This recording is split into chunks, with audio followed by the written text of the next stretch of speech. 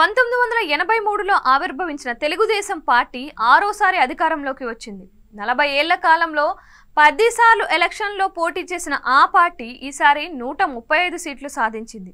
ఈ క్రమంలో ఆ పార్టీ గతంలో తమకు పట్టులేని అనేక నియోజకవర్గాల్లో పాగా వేయగలిగింది. కానీ తెలుగుదేశం చరిత్రలోనే ఇప్పటి వరకు ఒక్కసారి కూడా విజయం సాధించని 2 నియోజకవర్గాలను ఈసారి కూడా గెలవలేకపోయింది.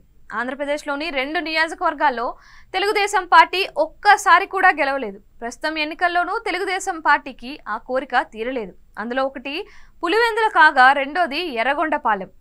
వైఎస్ రాజశేఖర రెడ్డి కుటుంబానికి గట్టి పట్టున్న కడప జిల్లాలోని పులివెందుల అసెంబ్లీ నియోజకవర్గంలో తెలుగుదేశం పార్టీ ఇంతవరకు ఒక్కసారి కూడా గెలవలేదు.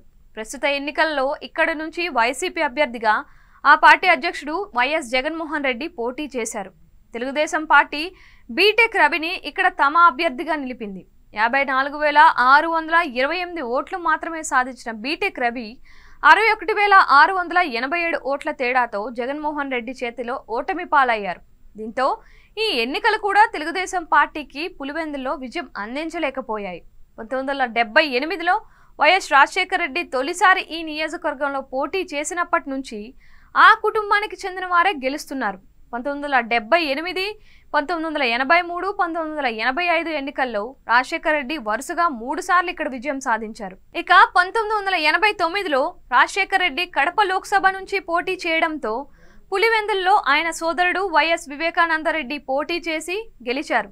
1991లో వివేకానందరెడ్డి రాజీనామా చేయడంతో పులివెందులకు జరిగిన ఉప ఎన్నికల్లో రాజశేఖర రెడ్డి బాబాయి రాజారెడ్డికి సోదరుడు అయిన నేత్ర వైద్యుడు వైఎస్ పురుషోత్తమరెడ్డి పోటీ చేసి గెలిచారు.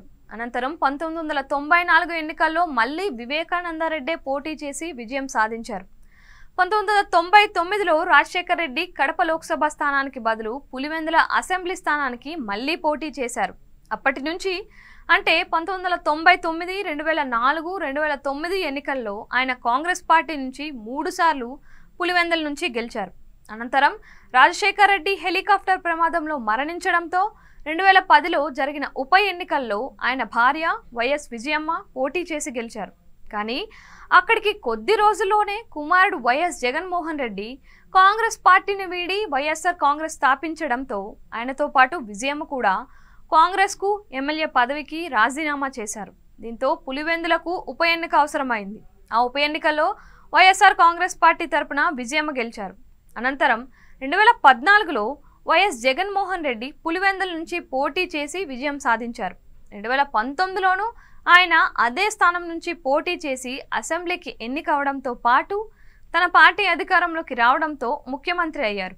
ఇలా 1978 నుంచి 2024 వరకు 3 ఉప ఎన్నికలతో కలిపి మొత్తం 14 సార్లు పులివెందుల నుంచి కాంగ్రెస్ తరపున వైఎస్ రాజశేఖర రెడ్డి కుటుంబానికి చెందిన 5గురు ప్రాతినిధ్యం వహించారు.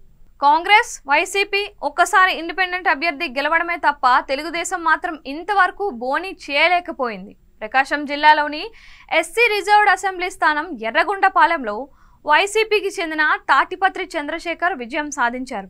తెలుగుదేశం పార్టీ నుంచి పోటీ చేసిన ఎరిక్సన్ బాబు 5,200 ఓట్ల తేడాతో ఓటమి పాలయ్యారు. దీంతో ప్రస్తుత ఎలక్షన్లోనూ ఎర్రగొండపాలెం సీటును టీడీపీ గెలుచుకోలేకపోయింది.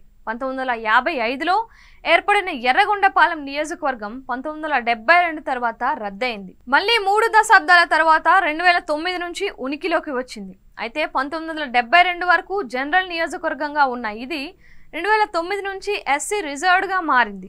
ఒక ఉప ఎన్నిక సహా 8 సార్లు ఎర్రగొండపాలెం నియోజకవర్గానికి ఎన్నికలు జరగ్గా 4 సార్లు కాంగ్రెస్ పార్టీ, 2 సార్లు సిపిఐ, 2 సార్లు వైసీపీ గెలిచాయి. జగన్ కేబినెట్లో మంత్రిగా పనిచేసిన ఆదిమూలపు సురేష్ ఈ నియోజకవర్గం నుంచి 2009, 2019 ఎన్నికల్లో 2 సార్లు గెలిచారు. అంతకుముందు 1962, 67లో పూల సుబ్బయ్య ఇక్కడ 2 సార్లు గెలిచారు. వీరిద్దరూ మినహా ఈ నియోజకవర్గంలో 2 సార్లు గెలిచిన నేతలు వేరే ఎవరూ లేరు.